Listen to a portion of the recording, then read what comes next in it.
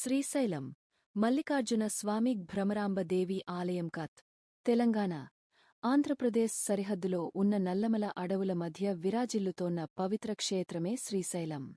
ఇక్కడ మల్లికార్జున స్వామి, శివుడు మరియు భ్రమరాంబదేవి, పార్వతి మానవ రూపంలో భక్తులకు దర్శనమిస్తారు.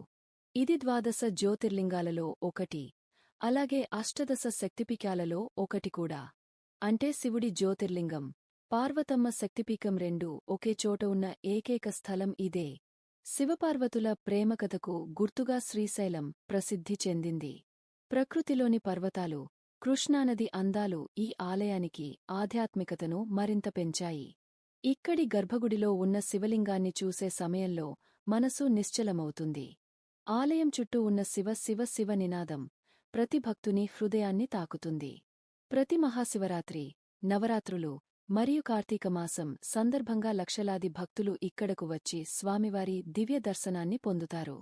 శ్రీశైలాన్ని దర్శిస్తే పాపాలు క్షమించబడతాయని పురాణాల్లో చెప్పబడింది. ఇది యాత్ర కాదు, అనుభూతి. ఇది గమ్యం కాదు, భక్తికి గమ్యం. శ్రీ మల్లికార్జున స్వామి మరియు భ్రమరాంబ అమ్మవారి ఆశీస్సులు అందరిపై ఉండాలని కోరుకుందాం.